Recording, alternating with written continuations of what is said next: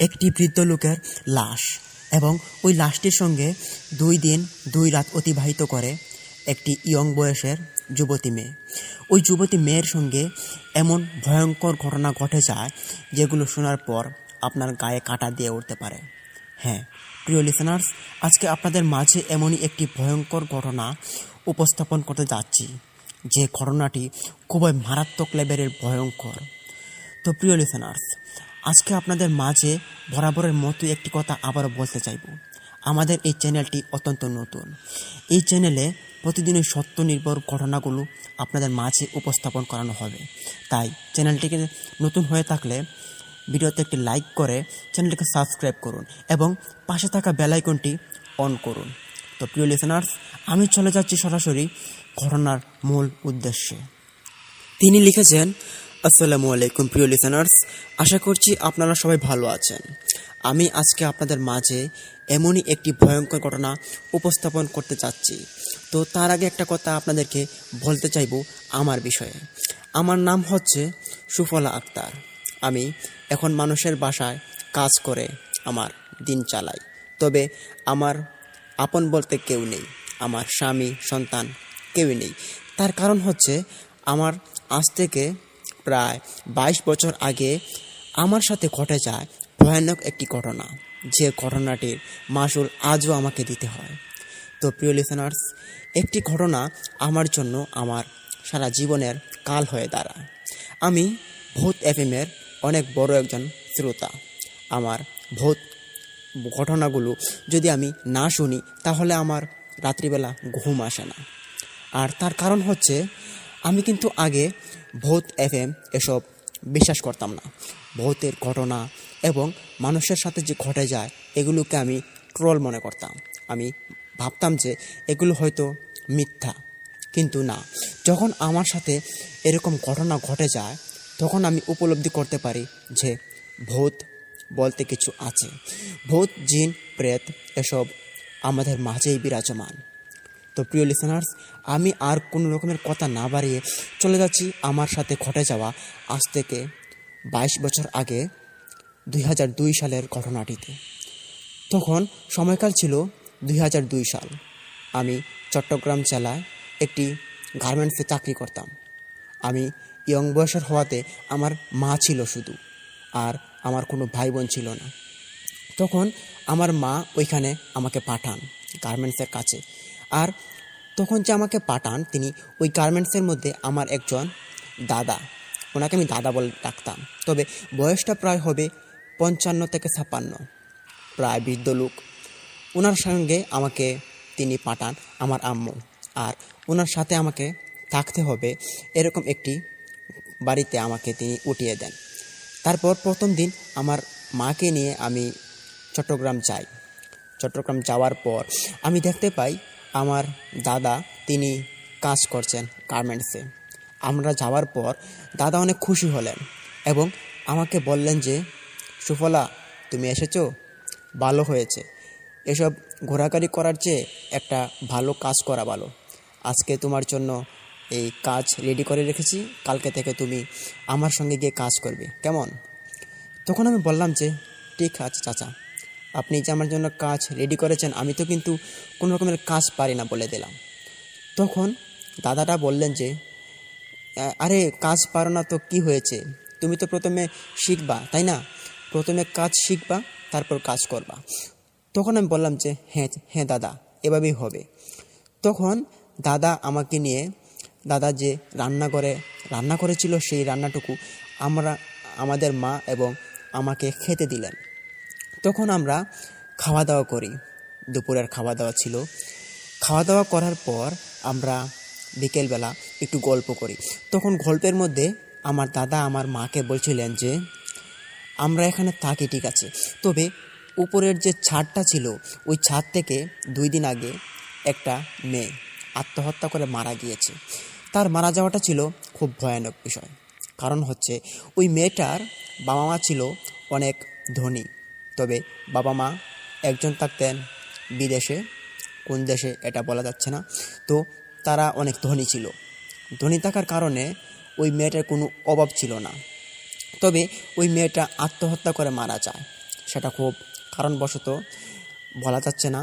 তো তার কিন্তু এই রহস্যটা উদ্ধার হয়নি। তারপর আমার দাদা আমার মাকে আরও কিছু বললেন এই বিষয়ে। তখন আমি তাদের কথাবার্তা শুনতে থাকি। এভাবে একটা দিন চলে যায়। পরদিন আমাকে গার্মেন্টসে ঢুকানো হবে এবং আমি আমার দাদার সঙ্গে গার্মেন্টসে যাই। আমার মাও আমার সাথে চলে আসেন এবং আমার মা আসেন, তার কারণ হচ্ছে আমি যে কী কাজ করব সেই কাজটা আমার মা নিজ চোখে দেখবেন এবং তারপর আমাকে সেটেল করে তিনি ময়মনসিংহ মানে আমাদের বাড়িতে ফিরবেন আমাকে চট্টগ্রাম রেখে। তখন আমার মা দেখতে পারলেন যে আমার কাজ খুব ভালো একটা পর্যায়ে পড়েছে, আমি এখানে কাজ করব এবং দাদার সঙ্গে থাকব। তখন আমার মা আমাদেরকে বুঝিয়ে তিনি বাড়িতে রওনা দিলেন। তিনি বাড়িতে চলে আসলেন। পরদিন থেকে 1 মাস যাবৎ আমি গার্মেন্টসে কাজ করি। কাজ খুব ভালো চলছিল আর 1 মাসে আমি অনেকটা কাজ শিখে ফেলেছিলাম। তখন আমার দাদা একদিন অসুস্থ হয়ে পড়ে, ওনার জ্বর উঠে। তখন ওনার জ্বর উঠে তিনি যেতে পারবেন না গার্মেন্টসে। আমাকে বললেন যে সুফলা, আমি না যেতে পারবো না, আমার শরীরটা খুব ব্যথা করছে, সারা শরীরে খুব জ্বর, আমার জন্য একটু ওষুধ নিয়ে এসো আজকে। তুমি তো আজকে গার্মেন্টসে যাবা, আসার সময় আমার জন্য ওষুধ নিয়ে এসো। তখন আমি বললাম যে ঠিক আছে দাদা, আপনি শুয়ে থাকেন আর আপনার উঠতে হবে না, কেমন, আমি আপনার জন্য ওষুধ নিয়ে আসব। এটা বলার পর আমি দাদার কাছ থেকে বিদায় নিয়ে গার্মেন্টসে যাওয়ার উদ্দেশ্যে রওনা দিই। তখন গার্মেন্টসে আমি যাওয়ার পর শুনতে পাই যে দাদার নামে কিছু কটু কথা, তিনি আগে অনেকটা বাজে ছিলেন, এরকম ওয়ার্নিং আমি শুনতে পাই আমার দাদার নামে। তখন আমি মনে মনে ভাবলাম যে দাদাকে গিয়ে জিজ্ঞেস করব যে দাদা, কথাগুলো কি সত্যি ছিল নাকি।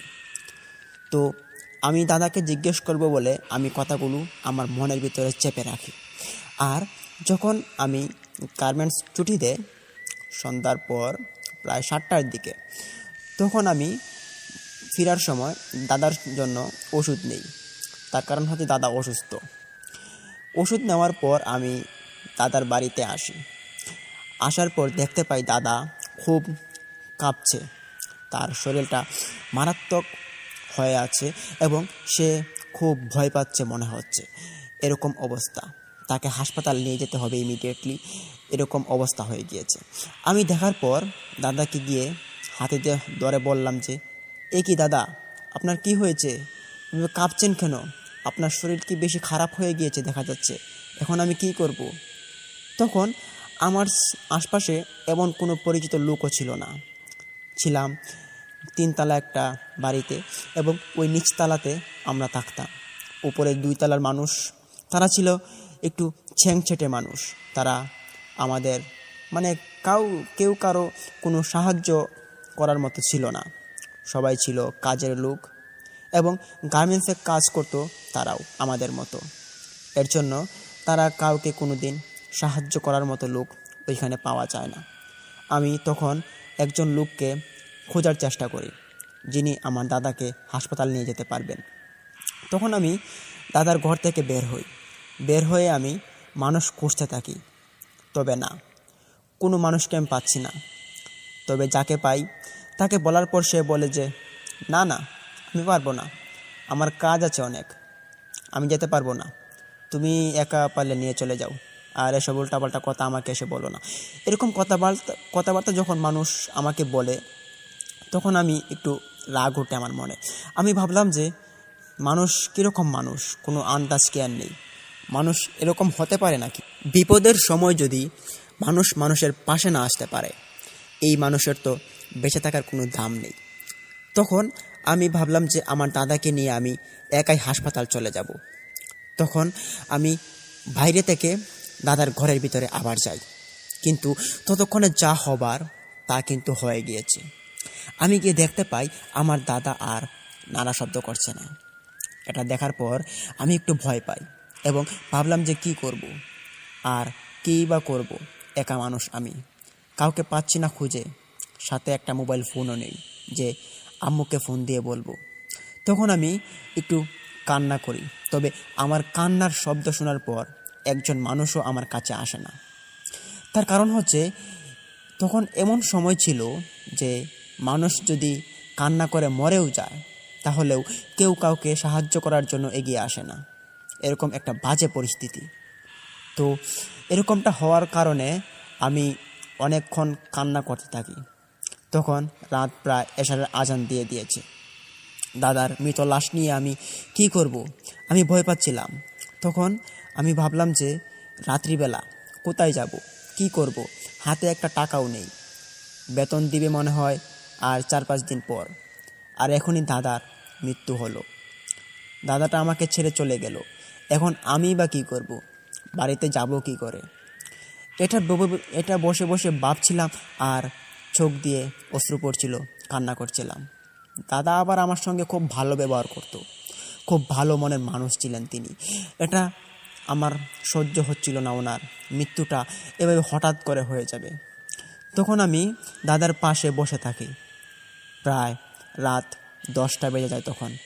তখন হঠাৎ করে কারেন্টটা চলে যায়। তখন কারেন্ট চলে যাওয়ার পর বাড়িঘর সব কিছু অন্ধকার হয়ে যায়। অন্ধকার হওয়াতে আমি ভাবলাম যে দুয়ারটা লাগিয়ে দিই, কিন্তু তখন আমি ভূত বা জিন প্রেত এসব আমি বিশ্বাস করতাম না। তবে হ্যাঁ, ভয় ঠিকই পেতাম। আমাকে যদি কেউ ভয় দেখাতো তাহলে আমার কলিজার জায়গায় থাকতো না, আমি খুব ভয় পেতাম। তবে দাদার মৃত লাশটার সঙ্গে আমার বসে থাকতেও অনেকটা ভয় লাগছে। কী করব ভেবেও পাচ্ছিলাম না। দাদার লাশটা পড়ে আছে, এমন কোনো মানুষকে যদি আমি ডাকও দেই, মানুষ আমার সাথে আসছে না। এটা দেখার পর আমার খুব খারাপ লাগছিল। মৃত লাশ নিয়ে পড়ে আছি, কি করব সেটা আমাকে কেউ বলছেও না। তখন আমি রাত্রিবেলা ওইখানে দরজা নক করে ঘুমাবো, কিন্তু ঘুম তো আসে না। দাদার মৃত লাশ, এমনি ভয়ে মনটা থরথর করে কাঁপছে। দাদার লাশকে সাথে রেখে ঘুমাবো কি করে? এটা তো একটা ভয়ের বিষয়। তখন আমি ভাবলাম যে দাদার লাশটাকে পাশের বিছানায় রেখে দিই। তখন আমি দাদার লাশটাকে যে ধরলাম, কিন্তু দাদা এতটা ভারী ছিলেন যে ওনাকে নাড়ানোর মতো আমার ক্ষমতা ছিল না। তখন দাদাকে এই বিছানাতেই রেখে দিলাম এবং আমি মাটিতে শুয়ে পড়লাম। মাটিতে শোয়ার পর আমি একটা বালিশ নিলাম, তবে না, ঘুম আসছে না। কিন্তু আমার ঘুম অনেক, চোখ মাথা ব্যথা করছে, ঘুমের কারণে আমার মাথা ঘুরছে। তখন আমি ভাবলাম যে দেখি আস্তে করে ঘুমাই, আর সকালবেলা দেখি কি করা যায়। গার্মেন্টসের কোনো মানুষকে গিয়ে বলবো আমার দাদার মৃত্যুর কথাটা, যদি কেউ এসে সাহায্য করে তাহলে তো ভালো হবে। তখন আমি ঘুমাতে যাই, কিন্তু যখনই আমি দুটা চোখ বন্ধ করতে যাই তখনই আমি দেখতে পাই আমাদের অন্ধকার ঘরের ভিতরে কিছু একটা আচমকা ছায়ার মতো প্রবেশ করেছে। এটা দেখার পর আমি একটু ঘাবড়ে যাই এবং মনে মনে চিন্তা করতে থাকি কি হতে পারে এটা। আর খুব ভয় লাগছে। সাথে দাদার লাশ, কেউ সাথে নেই, জীবিত মানুষ কেউ সাথে নেই। আর ভয়ের তো কথাই, কারণ হচ্ছে একটা লাশের সঙ্গে রাত কাটানো এটা চারটিখানি কথা নয়। তখন আমি লাফ দিয়ে একটু বসে পড়ি।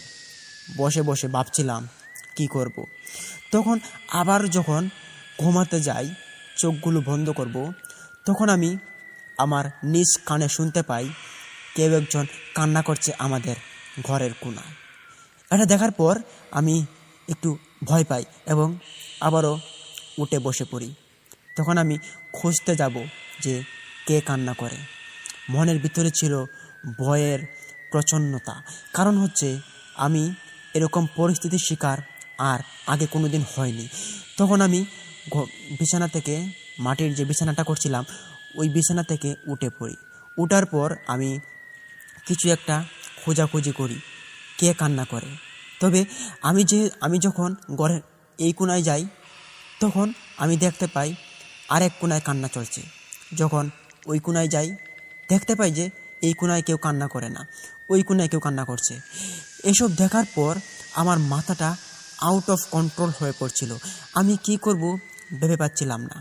তখন আমি তখন আমি ভাবলাম যে ঘর থেকে বের হয়ে কাউকে ডাক দিব, কিন্তু তখন মনে হচ্ছে যে রাত প্রায় 12টা বেজে গিয়েছে। এখন যদি কাউকে ডাক দিতে যাই তাহলে কি আসবে? আর এখানে মানুষের যে চালচলন তা তো আমি দেখতেই পারছি, খুব খারাপ চালচলন। কাউকে ডাকলে সাহায্যের জন্য কেউ এগিয়ে আসে না। তখন আমি ভাবলাম যে কাউকে ডেকে আর কি হবে, তবে মন মানছিল না। ভাবলাম যে কেউ যদি ডেকে নিয়ে আসি তাহলে হয়তো আমার যে স্বস্তিটা সেটা পাবো, আমি বেঁচে যেতে পারবো। তখন আমি দরজাটা খুলি। খোলার পর আমি যখন বাইরে পাটা রাখবো তখন আমি অনুভব করতে পারি কেউ একজন আমার পিছন থেকে হাত দিয়ে ধরেছে আমার পিঠের উপরে। আমি তখন অনুভব করার সাথে সাথে দাঁড়িয়ে পড়ি এবং ভাবলাম যে আমি কি পেছন দিকে তাকাবো, কিন্তু ঘরে তো কেউ ছিল না। কে আমার পিছনে হাত দিয়ে ধরলো এভাবে? তখন আমি বললাম যে দাদা, তুমি কি বেঁচে আছো? তখন দাদা শব্দ করছিল না কোনো। তবে আমি ভাবছিলাম যে দাদা ছাড়া এই ঘরের ভিতরে আর কেই বা হবে। আমার খুব ভয় লাগছিল তখন। আমি ভাবলাম যে অন্য কিছু নয়তো এখানে। তখন আমি আস্তে আস্তে করে মাথাটা ঘোরাই, কিন্তু মাথা ঘোরানোর পর আমি দেখতে পাই আমার পিছনে আর কেউ নেই। এটা দেখার পর আমি একটু ঘেমে যায় আমার সারাটা শরীর। আমি ভয়ে ঘাবড়ে যাচ্ছিলাম।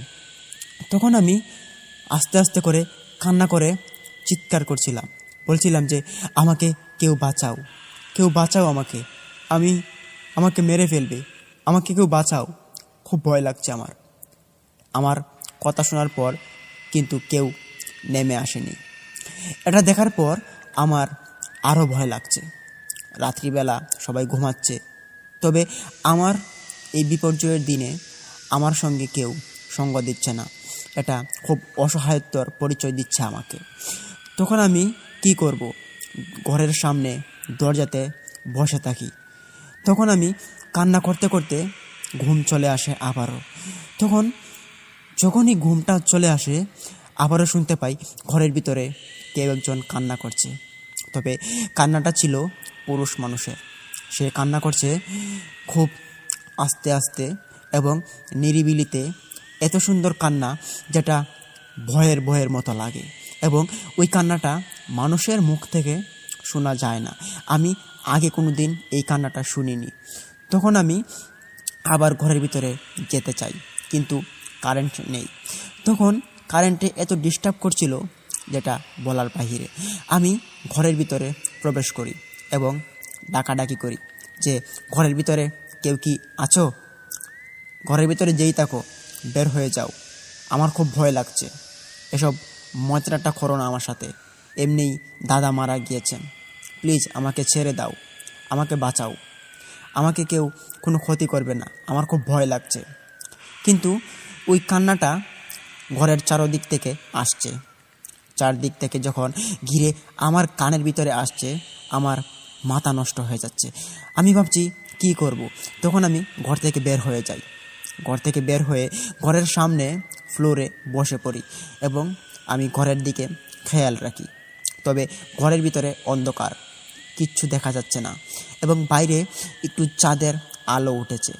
ওই চাঁদের আলোতে আমি বসে বসে কান্না করছি। আমার অসহায়ত্বের দিন, কেউ আমার সাথে নেই। তখন আমি কান্না করতে করতে হঠাৎ করে আবারও ঘুম চলে আসে। তখন আমি ফ্লোরে পড়ে যাই ঘরের বাইরে। কিন্তু তখন ওই বাড়ির মধ্যে বাড়িওয়ালা তিনি থাকেন বাড়ির 3 তলায়। তিনি যাচ্ছিলেন ওনার বাড়িতে এবং আমাকে তিনি পড়তে থাকতে দেখায় তিনি আমার কাছে আসলেন এবং এসে আমাকে ডাক দিলেন। ওনার ডাক শোনার পর আমি হকচকিয়ে উঠে পড়ে ভাবছিলাম যে আমাকে বাঁচান, আমাকে বাঁচান, আমাকে বাঁচান। তখন ওই বাড়িওয়ালা লোকটি বললেন যে এই মেয়ে, তোমার কি হয়েছে? ভয় পাচ্ছ কেন? কারেন্ট নেই আর তুমি এখানে বাইরে শুয়ে আছো কেন? তোমার কি ভয় লাগে না? তোমার দাদা কই? ঘরের ভিতরে ওনাকে ডাক দাও। তখন আমি কান্না করতে করতে বললাম যে চাচা, আমার দাদা আর নেই, দাদা মারা গিয়েছেন। দাদা আজকে জ্বর উঠেছে, তবে জ্বর ওঠার পর উনি আমাকে বললেন ওষুধ আনার জন্য। আমি ওষুধ নিয়ে এসেছি, কিন্তু এসে দেখি দাদা আর নেই আমাদের মাঝে। তখন আমি খুব কান্না করি। আমার কান্না দেখার পর ওই চাচাটাও আমার সাথে তিনি শোকাহত হন। কারণ ওই লোকটার সঙ্গে আমার দাদার অনেক মিল মহব্বত ছিল। তখন আমার দাদা বললেন যে, দেখো, এমনি আমাদের এই বাড়িটা কয়দিন আগে একটা মেয়ে আত্মহত্যা করে মারা গিয়েছে। এখন তোমার দাদা হঠাৎ মৃত্যু। তোমার দাদা তো আমার সাথে কালকেও কথা বলেছে ভালো, তাহলে তার সমস্যাটা কি? তখন আমি বললাম যে জানি না, তবে দাদা আমাকে রেখেই চলে গেল। এখন আমি কি করব? আমার বাড়ি খুব দূরে, ময়মনসিংহ জেলায়। আমি এই চট্টগ্রাম জেলায় এসেছি দাদার সঙ্গে কাজ করতে। আমি কি করব আমি বুঝে পাচ্ছি না। তখন ওই বাড়িওয়ালা বললেন যে, দেখো, তুমি ভয় পেও না, আজকের রাতটা তুমি কোলে বলে পার করো, আর সকালবেলা আমি কোনো গাড়ি দেখে তোমাকে এবং তোমার দাদাকে ময়মনসিংহ জেলায় পাঠিয়ে দিব। আর এখানে কোনো জায়গায় তো তোমার দাদার দাফন দেওয়ার ব্যবস্থা করা যাবে না, কারণ হচ্ছে এই জায়গাটার মধ্যে যে গুরুস্থানগুলো রয়েছে সেগুলো পারিবারিক গুরুস্থান, আর এই গুরুস্থানে কাউকে দাফন দেয় না। আর যদিও দেয় তাহলে অনেক টাকার বিনিময়ে মানুষকে কবর দিতে হয়। সেটাকে তুমি পারবে? তখন আমি কেঁদে কেঁদে বললাম যে, চাচা, আমরা খুব গরিব ফ্যামিলির মানুষ। আমার দাদার কাছে এসেছিলাম, দাদাও আমাদের মতো গরিবই। তিনি আমাদের বাড়ির সাথেই ওনার বাড়ি, তার জন্য আমরা এখানে এসেছি। তবে আমাদের বাড়ির পাশে কবরস্থান আছে, ওইখানে কোনো টাকা লাগবে না, আমার দাদাকে কবর দেওয়া যাবে। তখন এই বাড়িওয়ালা বললেন যে, আচ্ছা তাহলে ঠিক আছে, কালকে সকালবেলা তোমাদেরকে গাড়িতে তুলে দেব, তোমরা চলে যেও। আর ওই লাশটাকে তো গাড়িতে করে নেওয়া যাবে না, দেখি কী ব্যবস্থা করা যায় সকালবেলা, আর তুমি এখন ঘরে চলে যাও। এটা বলার পর আমি চাচাকে বললাম যে, চাচা, আমার খুব ভয় লাগছে, ঘরের ভিতরে কেউ কান্নাকাটি করছে। তখন চাচা লাফ দিয়ে আমার সামনে থেকে উঠে পড়লেন এবং বললেন যে, এই মেয়ে, তুমি কী সব বলছো, এসব উল্টাপাল্টা কথা, কে কান্না করবে? তখন আমি চাচা এরকম বেবাচ্চাকা মুখ দেখার পর বললাম যে, হ্যাঁ চাচা, সত্যি বলছি, আমি ঘরের ভিতরে কোনো একজন পুরুষ মানুষ কান্না করছে, তার কান্নাটা খুব ভয়ঙ্কর দেখাচ্ছে আমার কাছে। কোনো পুরুষের এরকম কান্না আমি শুনিনি, যে কান্নাটা আমি আজকে শুনতে পাচ্ছি। তখন বাড়িওয়ালা আমার কাছে আর কিছু বললেন না, তিনি আমার থেকে একটু পিছিয়ে গেলেন এবং পিছিয়ে গিয়ে তিনি বাড়িতে চলে গেলেন। বাড়িতে চলে যাওয়ার পর আমি ভাবলাম যে কি হলো, চাচা আমাকে কোনো কিছু খুলে না বলেই তিনি ওনার ঘরে চলে গেলেন উপরের তলায়, আমাকে কিছু বললেন না। আচ্ছা ঠিক আছে, কালকে সকালে তো উনি আমাকে ময়মনসিংহ পাঠানোর ব্যবস্থা করবেন। তো যাই হোক, আমি এখন রাতটা কোলে বলে পার করি। তো রাত্রিবেলা তখন ঘুম আসছিল না, আমি ভাবলাম যে এখানে দাঁড়িয়ে থেকেই আমি রাতটা পার করে দেব। তখন আমি যখন ওই ফ্লোরের মধ্যে দাঁড়িয়ে থাকি, তখন আমি ওই প্রায় আধা ঘন্টার মতো দাঁড়ানোর পর দেখতে পাই বাড়ির যে দরজাটা ছিল, ওই দরজার সামনে কোনো একটা মেয়ে দাঁড়িয়ে আছে। মেয়েটা ছিল উস্কো খুস্কো চুল এবং সে ওই খোলামেলা চুল নিয়ে বাড়ির গেটের সামনে দাঁড়িয়ে আছে। গেটের দরজাটা ছিল খোলা। তো আমি এটা দেখার পর আমি তাকে ডাক দিলাম, ভাবলাম যে ওই মেয়েটাকে যদি আমি আমার সাথে এনে কিছু গল্প সল্প করতে পারি তাহলে খুব ভালো লাগবে, রাতটা কোলে বলে পার হয়ে যাবে এবং ভয়ও লাগবে না। তখন আমি ওই মেয়েটাকে ডাক দিই, বললাম যে, ওই মেয়ে, এই যে আপনাকে আমি ডাকতেছি, শুনছেন, এদিকে আসেন। কিন্তু না, ওই মেয়েটা আমার কোনো কথাই তার কানে নিচ্ছে না। সে এক ধ্যানে অপর পাশে সে চেয়ে আছে, তবে আমার দিকে চেয়ে থাকে না। আমি তার মুখটাকে দেখিনি, তবে তার চুলগুলোকে দেখেছি। পাগলের মতো ছিল, উস্কো খুস্কো ছিল, আর পরনে ছিল একটা ফ্রক ছিল আর একটা সালোয়ার। তবে দেখতে ছিল সাধারণ মানুষের মতো, সাধারণ মেয়েদের মতো। এটা দেখার পর আমি তাকে ডাক দিই, কিন্তু সে তো আমার ডাকে কোনো রকম সাড়া শব্দ দিচ্ছে না। তখন আমি ভাবলাম যে হয়তো কোনো পাগল হবে। তো পাগল হোক আর যাই হোক, আমি তো তার সঙ্গে কিছু কথা বলে রাতটা পার করতে পারবো। তখন আমি একটা ভুল করে ফেলি। তখন আমি ওই পাগলটার কাছে, পাগল মনে করে আমি ওইখানে চলে যাই। যাওয়ার পর আমি তার পিঠের মধ্যে হাত দিয়ে ফেলি।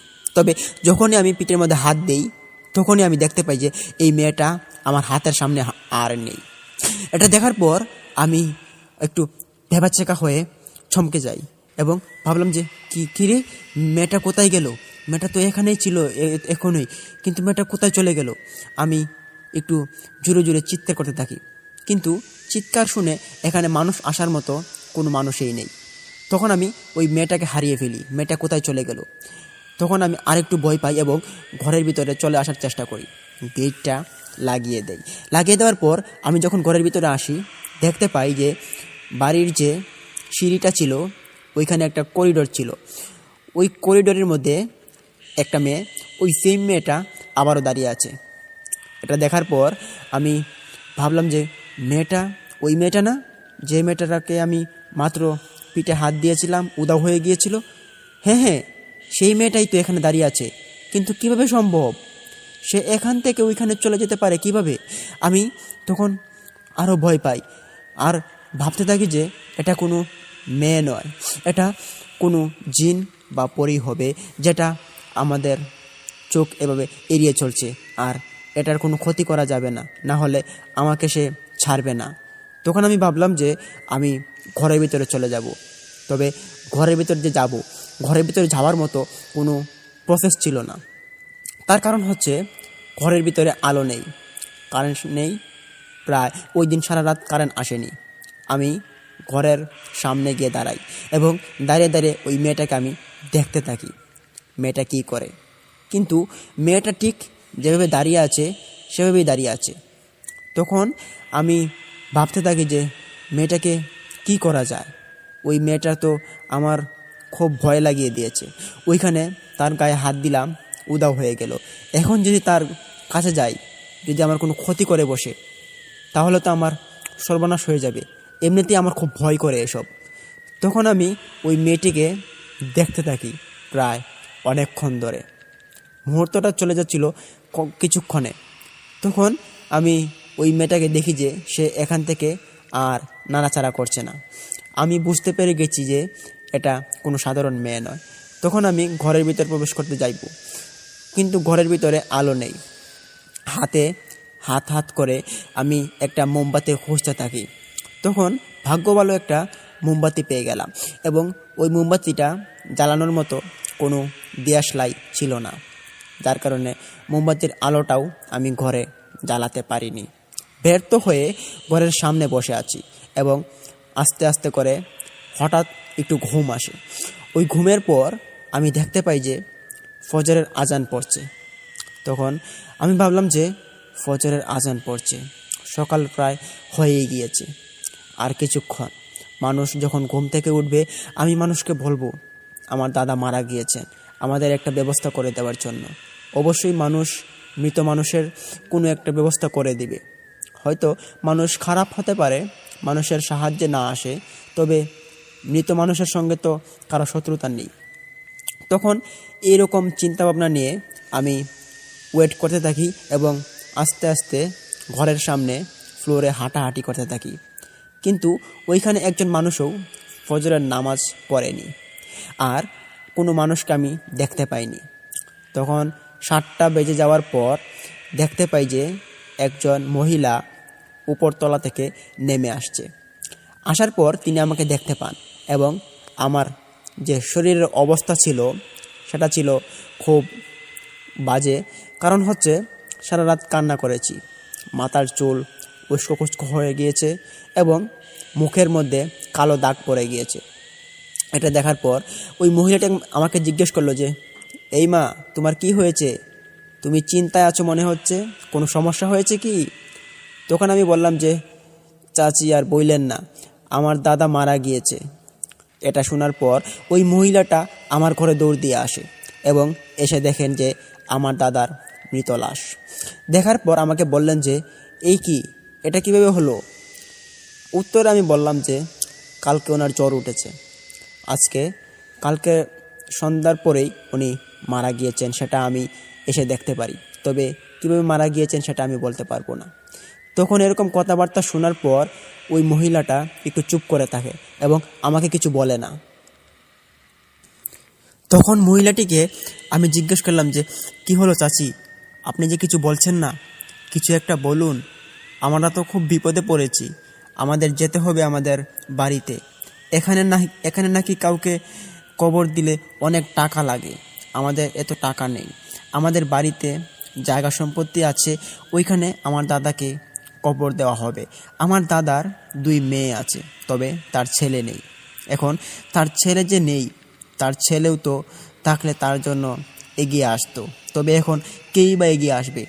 আপনারা হয়তো আমাদের কাছে সাহায্য না করলে আমরা অনেকটা বিপদে পড়ে যাব, প্লিজ আমাদেরকে সাহায্য করুন। তখন মহিলাটি আমাকে বললেন যে, এই মেয়ে, তোমার নাম কি? আমি তখন উত্তরে বললাম, জি আন্টি, আমার নাম হচ্ছে সুফলা আক্তার।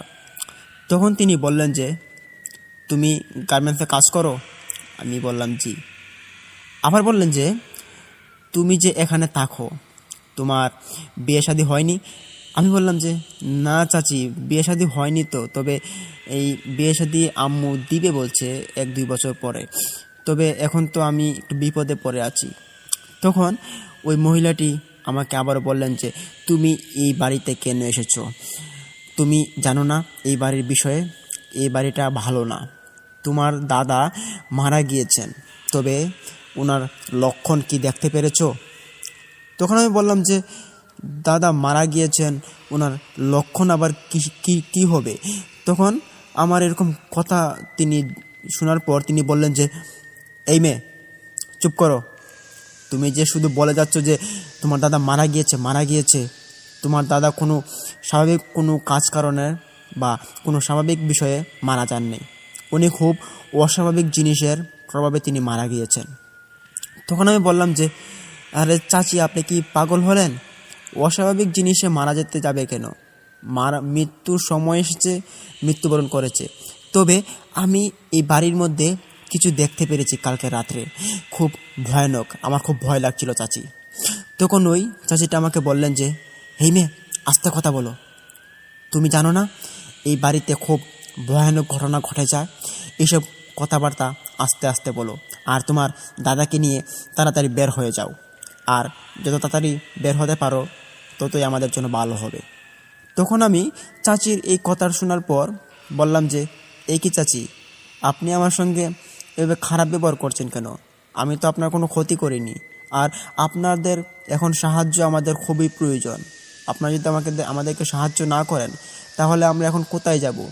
দাদা বেঁচে নেই, যদি বেঁচে থাকতো তাহলে একটা না একটা রাস্তা বের করতাম, তবে আজকে যদি আপনারা আমাদের সঙ্গে এরকম উল্টাপাল্টা কথা বলেন তাহলে তো আমরা যাওয়ার আর কোনো রাস্তা থাকবে না, প্লিজ আমাদেরকে সাহায্য করুন।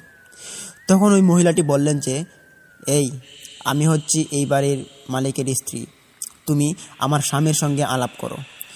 তখন আমি বললাম যে, হ্যাঁ, আপনার স্বামী তো কালকে রাত্রিবেলা দেখলাম বাড়িতে উঠছিল, তখন আমাকে তিনি দেখতে পেলেন এবং ওনার সাথে আমার কথা হয়েছে, তিনি বললেন যে সকালবেলা তিনি একটা বাউ করে দিবেন।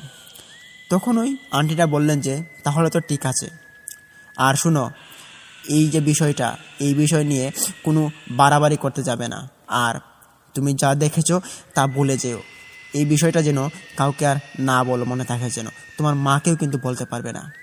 তখন আমি একটু ভয়ে ভয়ে বললাম যে, আচ্ছা ঠিক আছে চাচি, কাউকে বলবো না।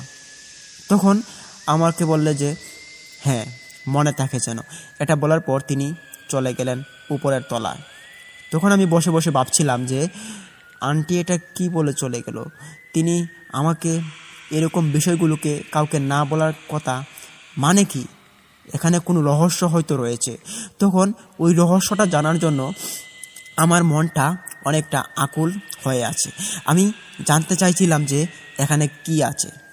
এটা জানার জন্য আমি কাউকে জিজ্ঞেস করব, তেমন কাউকে পাচ্ছি না, যেহেতু আমি একজন মেয়ে মানুষ, আর কোনো ছেলেকে তো আমি জিজ্ঞেস করতে পারি না। তখন আমি দেখতে পাই যে একটা ছোট বাচ্চা, প্রায় 7-8 বছরের হবে, সে উপরের তলা থেকে লাফিয়ে লাফিয়ে ফুটবল ফেলে দিয়েছে এবং ওই ফুটবলটার পিছনে সে দৌড়ে এসেছে আমার কাছে। তখন আমি ওই মেয়েটাকে হাতে ধরে আমার কাছে দাঁড় করাই। মেয়েটা তখন কান্না করে দেয়। আমি বললাম যে, ভয় নেই, এটা আমি ভালো। তখন মেয়েটা বলল যে, আমি আরও ভাবছি নাকি ওই ওই ভূতটা তুমি চলে এসেছো। তখন আমি বললাম যে ভূত, কোন ভূত? তখন ওই মেয়েটা আমাকে সব কিছু খুলে বলল। সে বলল যে আমাদের বাড়িতে কয়েকদিন আগে একটা মেয়ে লাফ দিয়ে মারা গিয়েছে। ওই মেয়েটা এখন রাত্রিবেলা ঘোরাফেরা করে আমাদের বাড়িতে। তার মারা যাওয়াটা ছিল খুব ভয়ানক। সে একজন ছেলের সাথে প্রেম করত এবং ওই ছেলেটা ছিল আমার দাদার আমার দাদার বোনের একজন ছেলে। ছেলেটা খুব সুন্দর ছিল। সেই ছেলেও কিন্তু ওই মেয়েটার সঙ্গে প্রেম করত। তো তারা যখন উল্টাপাল্টা কথাবার্তা হয়, ঝগড়ার এক পর্যায়ে মেয়েটি এই ছাদের উপরে আত্মহত্যা করে দেয়। আর এই মেয়েটির আত্মা এখন আমাদের সারা বাড়িতে ঘুরে বেড়ায়। আর এই আত্মার কারণে আমরা এখন কাউকে কোনো সাহায্য বা কোনো কিছুই করি না। আমার দাদা দাদি, বাবা মা কেউ কারো কোনো কথায় পাত্তা দেয় না। আমরা এখানে খুব রিস্কে আছি। প্লিজ আমাকে ছেড়ে দাও, আমাকে যেতে হবে, না হলে আমার আম্মু আমাকে অনেক মারবে। তখন আমি বললাম যে এই মেয়ে, তুমি আরেকটু দাঁড়াও। ওই মেয়েটা যে মারা গিয়েছে, মেয়েটা দেখতে কেমন? তখন ওই মেয়েটা আমাকে বলল যে মেয়েটা দেখতে, তার যখন সে মারা গিয়েছিল তখন তার পরনে একটা ফ্রক ছিল এবং একটা সেলোয়ার একটা পরা ছিল। আর তার মাথার চুল তখন ছিল উস্কো খুস্কো যখন মারা গিয়েছিল। আর ওই উস্কো খুস্কো সেম চুলে আমাদের বাড়ির অনেকজনেই ওই মেয়েটাকে দেখতে পেরেছে রাত্রিবেলা। সে দাঁড়িয়ে থাকে এখানে ওখানে। আবার এমন কি ঘটনা ঘটেছে, আমাদের বাড়ির ঘরের ভিতরে ওই মেয়েটাকে আমার আব্বু দেখতে পেরেছে। দেখার পর আমরা ভাবলাম যে কোনো কবিরাজ নিয়ে আসার জন্য, কিন্তু আমার আব্বু বললেন যে কবিরাজ আসবে, তবে দেরি হবে, কবিরাজ কোনো এক জায়গায় চলে গিয়েছেন। তবে কবিরাজটা না আসা পর্যন্ত আমাদের বাড়ির কোনো কিছু ঠিক হবে বলে আমাদের মনে হয় না। তখন আমি বললাম যে কি বলছো, এত বড় কাণ্ড কাহিনী ঘটছে তোমাদের এই বাড়িতে আর আমরা কিছু জানি না? তখন মেয়েটা বলল যে হ্যাঁ, এই কাহিনীটা একটু গোপন। তখন আমি বললাম যে এই মেয়ে, তোমার বয়সটা তো কম, তুমি তো পাক না। তখন বলল যে ছাড়েন তো এসব উল্টাপাল্টা কথা। সে এই কথাটা বলার পর সে দৌড় দিয়ে উপরে চলে গেল। তখন আমি ওইখানে বসি এবং আমার দাদার দিকে তাকিয়ে তাকিয়ে ভাবছিলাম এবং কান্না করছি। ভাবছি যে দাদাকে নিয়ে এখন কি করব, দাদাকে বাড়িতে নিয়ে কি করে যাই। বাড়িওয়ালা এখনও আসছে না। আমাদের এখন প্রচণ্ড সাহায্যের দরকার।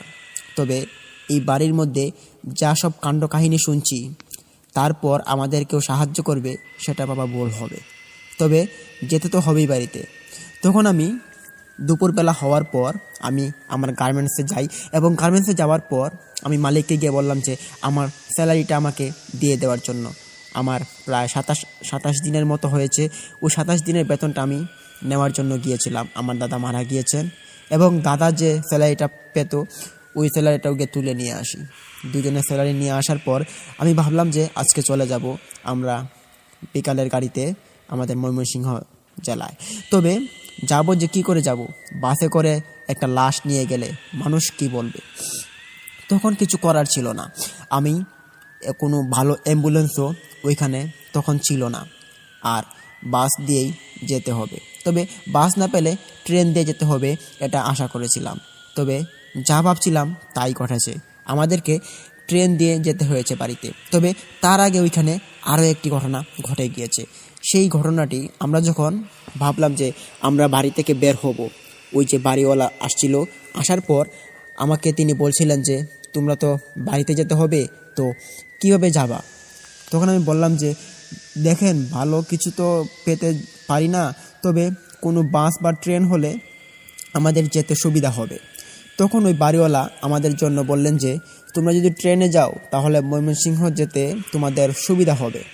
তখন আমি বললাম যে আচ্ছা ঠিক আছে, তাহলে আপনি একটা ট্রেনের টিকিট কেটে নিয়ে আসেন, 2টা টিকিট, যেটার মধ্যে একটা লাশ মানে আমার দাদা থাকবে এবং আরেকটার মধ্যে আমি থাকব। তখন বাড়িওয়ালা বললেন যে আচ্ছা ঠিক আছে, আমি যাচ্ছি, গিয়ে দেখি তোমাদের জন্য টিকিট নিয়ে আসি। এটা বলার পর তিনি আমার কাছ থেকে চলে গেলেন এবং গিয়ে আমাদের জন্য টিকিট নিয়ে আসলেন বিকালবেলা। তখন তিনি টিকিটের সাথে ওনার সাথে করে আরেকজন লোক নিয়ে এসেছেন। ওই লোকটা ছিলেন কবিরাজের মতো দেখতে, তবে কবিরাজ কিনা আমি জানি না। ওনার চুল ছিল দুটি পাকানো এবং উনি পরেছিলেন লাল কাপড়ের কিছু একটা অংশ বিশেষ এবং ওনার শরীরে কিছু একটা লাল কাপড় দিয়ে ঢেকে রেখেছেন। তবে ওনার হাতে ছিল একটা কলসি এবং মাথার ছিল জট। দেখার পর আমি একটু অবাক হই এবং ওই চাচাকে জিজ্ঞেস করলাম যে আপনি ওই পাগলটাকে এখানে নিয়ে এসেছেন কেন? এটা শোনার পর ওই চাচাটা আমার উপর অনেকটা রেগে যায় এবং বললেন যে হেই বেয়াদব পাঁচি মেয়ে, তুমি ওনাকে পাগল বলছো কেন? তুমি জানো উনি কে? তখন আমি একটু ওনার কথায় ভয় পেয়ে বললাম যে চাচা সরি, উনি কে? তখন আমাকে বললেন যে উনি হচ্ছেন ভালো কবিরাজ, এই এলাকার মধ্যে ওনার অনেক নাম ডাক, তুমি ওনাকে পাগল বললে, ছি তোমার লজ্জা করলো না? তখন আমি বললাম যে চাচা আমার ভুল হয়ে গিয়েছে, আমি চিনতে পারিনি ওনার এরকম অবস্থা দেখার পর। তখন চাচা বললেন যে আচ্ছা সমস্যা নেই, যাও যাও তোমার এই যে টিকিট নাও আর চলে যাও। তখন আমি জিজ্ঞেস করলাম চাচা ওই কবিরাজকে আপনি বাড়িতে নিয়ে আসলেন কেন? তখন বললেন যে তোমার জানতে হবে না, চলে যাও। তখন আমি বললাম যে আচ্ছা চাচা ঠিক আছে, আপনার বাড়ি ভাড়াটা? তখন বললেন যে না, বাড়ি ভাড়া লাগবে না, চলে যাও, এমনি তোমরা বিপর্যয়ে আছো। তখন আমি বললাম আচ্ছা ঠিক আছে। তখন আমি বাড়িতে ঘরের ভিতরে চলে যাই এবং ঘরে যাওয়ার পর আমি ব্যাগ গোছাই। ব্যাগ গোছানোর পর আমি যখন 2-3টা ব্যাগ হয়ে যায় এবং ওই ব্যাগগুলো নিয়ে আমার যে দাদা ওই লাশটাকে নিয়ে ট্রেন স্টেশনে যেতে হবে। তখন আমি ওই বাড়িওয়ালাকে আবার ডাকার জন্য ওনার ঘরে যাই। গিয়ে দেখতে পাই যে উনি ওই যে কবিরাজের সঙ্গে সেম একই কথা বলছেন, যে ওই আত্মাটার কথা, যেই আত্মাটা ওনার বাড়িতে ঘুরে বেড়ায়।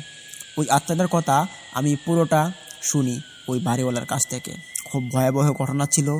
ওই ঘটনাটি ঘটার কারণে উনি কবিরাজ নিয়ে এসেছেন বাড়িতে, যেহেতু ওই আত্মাটাকে বাড়ি থেকে ছাড়াতে হবে। তখন আমি ওই চাচাকে ডাক দিই। তখন চাচাটা ঘর থেকে বের হয়ে আসেন আমার কাছে, এসে বললেন যে কি হলো, তোমার কি এখনও যাওয়ার সময় হয়নি?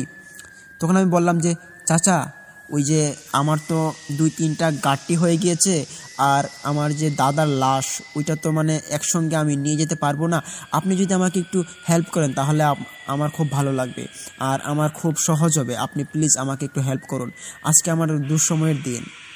তখন চাচা বললেন যে তোমাদের জ্বালায়ও না আর বাঁচি না, আচ্ছা চলো আমি তাড়াতাড়ি গিয়ে চলে আসি। তখন উনি আমার দাদাকে নিলেন কাঁধে এবং উনি আরেকজন ছেলেকে ডেকে নিয়ে আসলেন বাইরে থেকে। আনার পর দুইজনে মিলে আমার দাদাকে কাঁধে নিলেন এবং 2-3টা ব্যাগ আমার হাতে বোঝাই করে নিলাম। নেওয়ার পর একটা ভ্যান গাড়িতে উঠলাম। তখন ওইখানে ভ্যান গাড়ি চলতো বেশিরভাগ। ভ্যান গাড়িতে ওঠার পর আমরা লাশটাকে নিয়ে ট্রেন স্টেশনে চলে যাই। যখন ট্রেন আসে, কমলাপুরের ট্রেন আসে, ওই ট্রেনটাতে আমাদের যেতে হবে। তখন ওই ট্রেনটাতে আমরা চড়ে বসি। চড়ে বসার পর আমরা ওনার কাছ থেকে বিদায় নিলাম, বাড়িওয়ালার কাছ থেকে।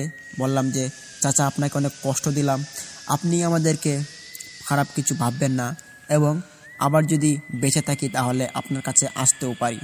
তখন বাড়িওয়ালা বললেন যে আচ্ছা যাও, সাবধানে যেও তোমরা, আর তোমার দাদার খেয়াল রেখো, উনি তো লাশ, ওনার ভালো করে খেয়াল রাখো, আর তুমিও সাবধানে যেও, আর উল্টাপাল্টা কিছু যদি হয় তাহলে সাবধানে থেকো। তখন আমি বললাম যে ঠিক আছে চাচা। ইতিমধ্যেই ট্রেন ছেড়ে দিল। ট্রেন চলছে খুব স্পিডে। তখন ট্রেনের হাওয়াতে আমার অন্যরকম একটা অনুভূতি লাগছে। আমি আমার জীবনের প্রথম ট্রেনে চড়ছি। তো ট্রেনে কিন্তু আমি এর আগে কোনো দিন চড়িনি, আমার খুব অন্যরকম লাগছে। তখন আমার দাদার যে লাশ, ওই লাশটাকে আমার পাশে বসিয়ে রাখা হয় বসানো অবস্থায় এবং ওনার সারা শরীর ছিল মোড়ানো কাপড় দিয়ে।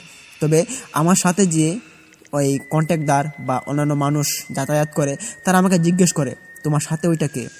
আমি বললাম যে উনি আমার দাদা, উনি মারা গিয়েছেন, তো ওনার লাশ নিয়ে বাড়িতে যাচ্ছি। তখন সবাই আর চোখে চেয়ে ভয় পেয়ে আমার কাছ থেকে চলে যায়। আমি মনে মনে ভাবি যে মানুষ মরণশীল, মানুষকে তো মরতেই হবে, এটা দেখে ভয় পাওয়ার কি আছে। কিন্তু এটা যে ভয়ের কারণ সেটা কিন্তু আমি ভাবিনি। তবে আমি আমার দাদার সঙ্গে বসে থাকতে থাকতে এক পর্যায়ে সন্ধ্যা ঘনিয়ে আসে। ওই সন্ধ্যার সময় আমার সাথে ঘটে যায় আরও একটি বিরল কাহিনী, যে কাহিনীটা আমি এখনও মনে পড়ে। এটা ছিল একটু অন্যরকম। যেমন আমি আমার দাদার সঙ্গে বসে আছি, তবে দাদা ছিল জানালার সাইডে এবং আমি ছিলাম একটু ভিতরে।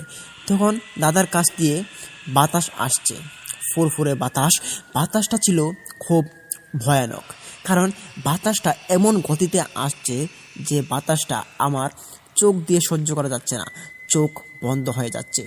আর এই চোখ বন্ধ হওয়া তো একটা বড় বিষয় না, তবে আমি চোখ খোলার চেষ্টা করি। তবে আমি দেখতে পাই যে জানলার পাশে কিছু একটা উড়ছে, যেমন কোনো মানুষের মাথার চুলের মতো হবে। সেটা দেখার পর আমি ভাবি যে ট্রেনের উপরে কি কোনো মানুষ বসে আছে নাকি যার চুল এভাবে উড়ছে। তখন আমি এখানে ভুল করে ফেলি, আমি ওই চুলটাকে একটা টান দিয়ে দিই। চুলটাকে যখনই আমি টান দিই তখন চুলটা ওইখান থেকে চিরে চলে আসে আমার হাতে। আমি তখন চুলটাকে হাতে নিয়ে দেখতে পাই যে চুলটা ছিল বেশ মোটা এবং চুলের রঙটা ছিল কালো, কুচকুচে কালো। এটা দেখার পর আমি কাউকে দেখাবো, তবে কেউ আমার সাথে নেই। তার কারণ হচ্ছে আমার সাথে হচ্ছে একজন লাশ। ওই লাশের সঙ্গে কোনো ভালো মানুষ বসতে চাইবে না, আর আমার দাদার লাশের সঙ্গে তো আমাকেই বসতে হবে। তখন আমি ওই চুলটাকে হাতে নিয়ে এক্সপেরিমেন্ট করার চেষ্টা করি। আমি ভাবলাম যে কোনো মানুষের চুল নাকি অন্য কিছু হতে পারে। আর দেখতে দেখতে তখনই ওই চুলগুলো আরও উঠছে। তখন ওই চুলগুলো জানালার ভিতর দিয়ে আমার দাদার যে মুখটা ছিল ওই মুখের মধ্যে এসে আস্তে আস্তে করে বাড়ি লাগছে বাতাসের ব্রেগে। আমি তখন এটা দেখি আর ওই চুলগুলোকে আমি হাতাই, কিন্তু চুলগুলো ছিল খুব সফট এবং মসৃণ। আমি এটা দেখার পর আমি পিছনে থাকা একজন ছেলেকে আমি ডেকে বললাম যে এই যে ভাইয়া, এদিকে একটু আসবেন। বাদে ওই ছেলেটা বললেন যে আপু কি বলেন। তখন আমি বললাম যে দেখেন তো ওই যে চুলগুলো যে উড়ছে ওই উপরে কি কেউ আছে। তখন সে লোকটা বলল যে আমি জানি না, তো আমি তো যাত্রী, তো উপরে তো থাকতেও পারে, তবে চুলগুলো এভাবে যে উড়ছে তার তো কি খেয়াল নেই নাকি। তখন ওই ছেলেটা এসব বলার পর চলে যায়। একটু পরেই দেখতে পারলাম যে হেল্পার আসার পর তিনি আমাকে জিজ্ঞেস করলেন, এই যে মেয়ে, তোমার পাশে ওইটা কে? আমি বললাম যে আমার দাদা, তিনি মারা গিয়েছেন এবং ওনাকে নিয়ে আমাদের বাড়ি যাচ্ছি ময়মনসিংহ জেলায়। তখন ওই লোকটা বলল যে এই কি, এখানে কার চুল উঠছে? আমি বললাম যে হ্যাঁ চাচা, দেখুন তো ওই চুলগুলো মানে কখন থেকে উঠছে, তবে চুলগুলো কি আমি এটা বুঝতে পারছি না। তখন ওই লোকটা বললেন যে হ্যাঁ ঠিক আছে, তো কিন্তু ট্রেনের উপরে তো কোনো মেয়ে মানুষ নেই, এমনকি কোনো ছেলে মানুষও নেই, আবার আসবাবপত্র তো আজকে ট্রেনের উপরে তোলা হয়নি, তবে এই চুলটা কিসের?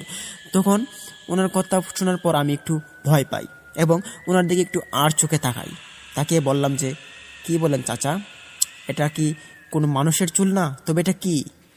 তখন ওই হেল্পারটা আমাকে কিছু না বলেই তিনি আমার সামনে থেকে চলে গেলেন এবং চলে যাওয়ার পর আমার দিকে পর করে 2 বার তাকালেন। ওনার তাকানোটা ছিল খুব ভয়ের, উনি খুব ভয় পেয়েছেন। তখন আমি বুঝতে পারি যে উনি হয়তো কিছু একটা বুঝতে পেরেছেন এবং আমাকে এখানে ছেড়ে চলে গিয়েছেন। আমি তখন ওই চুলটাকে দেখার চেষ্টা করি এবং যখন আমি অন্যদিকে পলক ফেলি, একটু পরে আমি দেখতে পাই যে ওই চুলটা আবার নিখোঁজ হয়ে গিয়েছে। চুল নিখোঁজ হয়ে যাওয়াতে আমি আর একটু ঘাবড়ে যাই এবং কাউকে বলার ভাষা ছিল না। নিজের মনের ভিতরে ছিল ভয়ের প্রবণতা, এতটা ভয় ছিল যে ভয়টা এখন বলে বোঝানো সম্ভব না।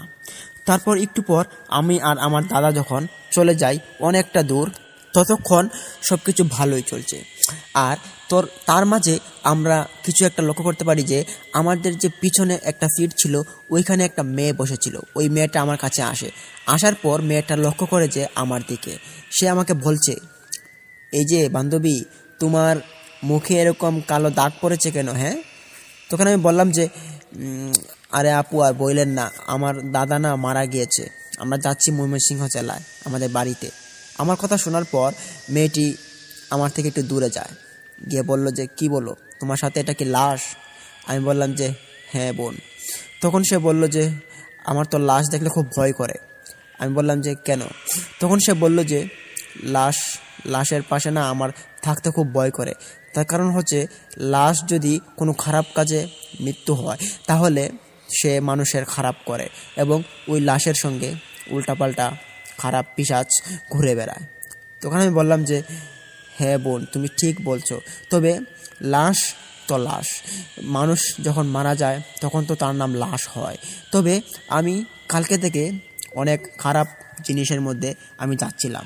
আমি অনেক কিছু দেখতে পাই আমার নিজ চোখে, তবে যেগুলো দেখতে পাই সেগুলো একদম মানানসই না।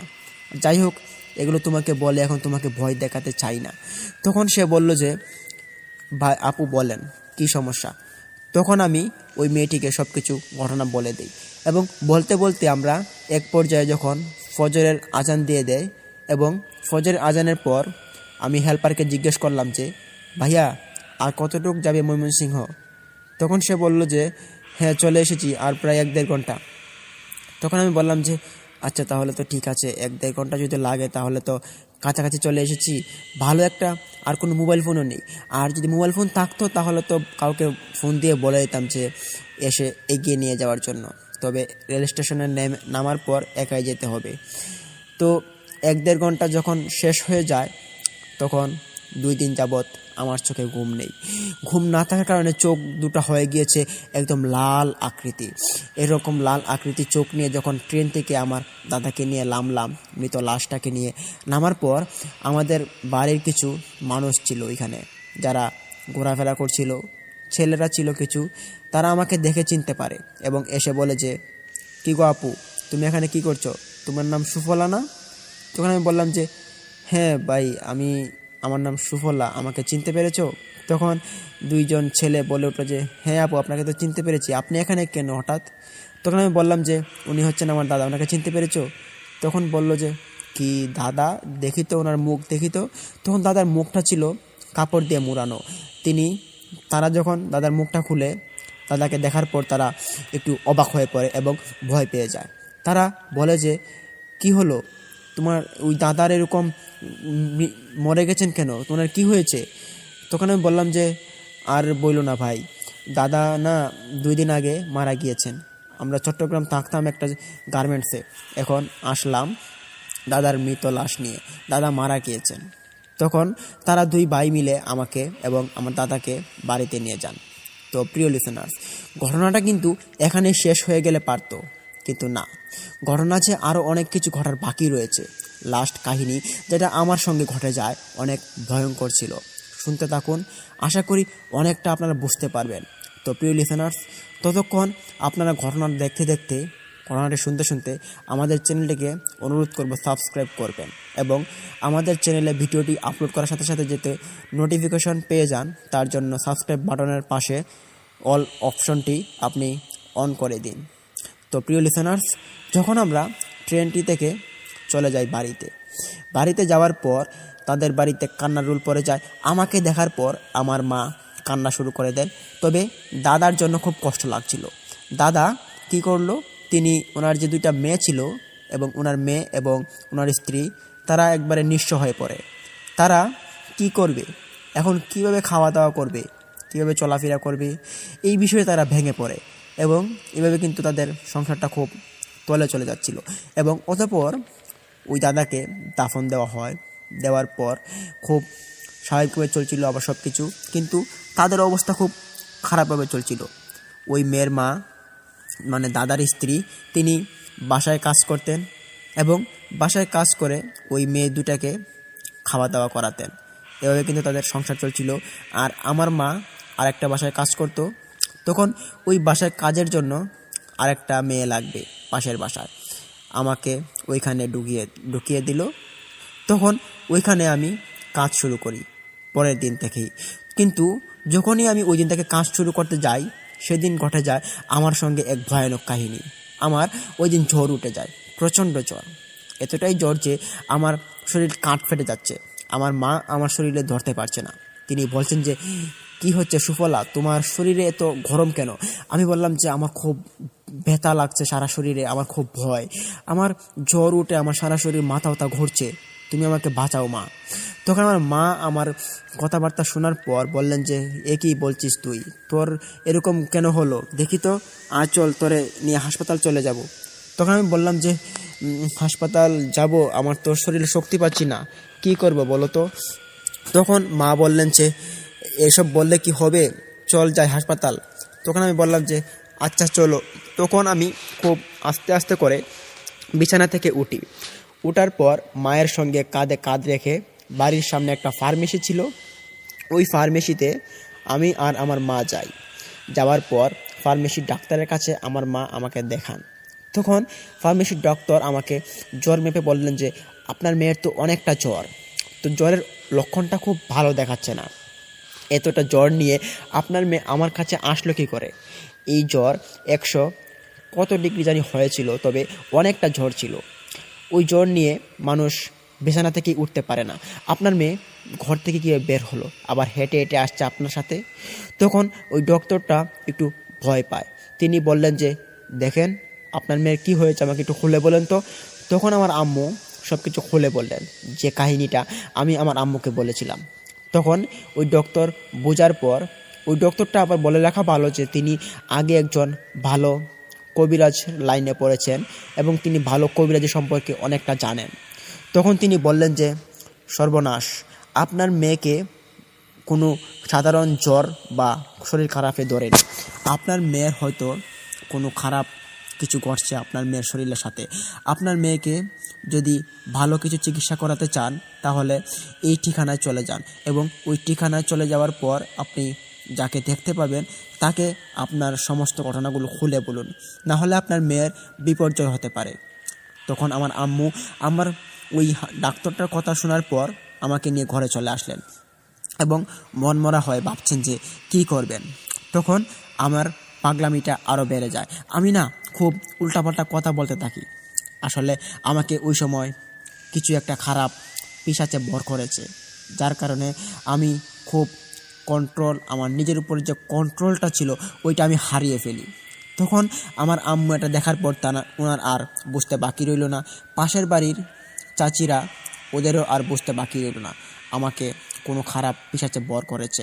তবে ওই পিশাচে ভর করাটা আমার জন্য জীবনে একটা কাল হয়ে দাঁড়িয়েছে। তো শুনতে থাকুন। আমি যখন যাই আমার মা এবং চাচিরা নিয়ে ওইখানে একটা কবিরাজের কাছে, তখন কবিরাজ আমাকে ঝাড়ফুঁক করেন। ঝাড়ফুঁক করার পর আমাকে কিছু তাবিজ দেন। তাবিজগুলো দেওয়ার পর আমার মা ওই তাবিজগুলো আমাকে হাতে পায়ে পরিয়ে দেয়। পরিয়ে দেওয়ার পর একটা গলায় ঝুলিয়ে দেয় বড় রকমের তাবিজ। তবে ওই তাবিজগুলো পরার পর রাত্রিবেলা 12টার পর আমার খুব উল্টাপাল্টা করতাম। আমি ঘরের ভিতরে উঠে হাতে দাও নিয়ে আমি যাকে তাকে কূপ মারার জন্য এগিয়ে যেতাম। তবে রাত্রিবেলা যাকেই পেতাম তাকেই। তবে আমি কাউকে কূপ মারতে পারিনি, হয়তো এটা হতে দেয়নি কেউ। তবে আমি কিন্তু খুব সিরিয়াসলি হয়ে গিয়েছিলাম। আমার এরকম কর্মকাণ্ড দেখার পর সবাই আমার প্রতি নালিশ জানায় এবং আমার নামে বিচার ডাকা হয়। তবে পাগলের আর কি বিচার হবে, আমাকে তো, আমি তখন সুস্থ ছিলাম না, আমার শরীরে ভর করেছে কোনো এক খারাপ পিশাচ, যে পিশাচ আমার শরীরকে এরকম নিয়ন্ত্রণ করছে। তখন কিছু মানুষ বললেন যে আপনার মেয়েকে ভালো কোনো কবিরাজ দেখাতে হবে, না হলে আপনার মেয়ে অনর্থ ঘটিয়ে ফেলবে। এটা বলার পর আমার আম্মু আরও ভেঙে পড়েন। তিনি ভাবলেন যে আমার একটি মাত্র মেয়ে, আমার মেয়েকে যতটুকুই লাগে আমি আমার মেয়েকে বাঁচাতে হবে। আমার মেয়ের কিছু হোক এটা আমি চাই না। আমার মেয়েটার বিয়ের বয়স হয়েছে, আমার মেয়েকে কয়দিন পরে বিয়ে দিতে হবে। এখন যদি তার সঙ্গে খারাপ ঘটনা ঘটে তাহলে এটা আমি মানতে পারবো না। আমি মা হয়ে সেটা আমার মেয়ের কষ্ট সহ্য করতে পারবো না। আপনারা প্লিজ আমাকে কিছু করুন। তখন আমার মায়ের এরকম আকুতি মিনতি দেখার পর কবিরা যারা ছিলেন আমাদের সামনে তারা বললেন যে আচ্ছা ঠিক আছে, আপনি এত ঘাবড়াবেন না, আমরা দেখছি কি করা যায়। তখন পরদিন তারা আমাদের বাড়িতে একজন ভালো কবিরাজ নিয়ে আসেন। তিনি একই সেম ছিলেন, কিছু একটা লাল লাল বলা যাবে না, সেটা কমলা কালার ছিল। কমলা কালারের কিছু কাপড়ের টুকরা ওনার সারা শরীরে পেঁচিয়ে আমাদের বাড়িতে আসেন। মাথার চুলগুলো ছিল কোকড়া কোকড়া এবং তেন ওনাকে দেখতে খুব ভয়ানক দেখায়। তিনি এসে আমাকে দেখতে পেরেই তিনি চোখগুলো গরম করে আমার দিকে রেগে এসে বললেন যে, এই তুই এখানে কেন এসেছিস?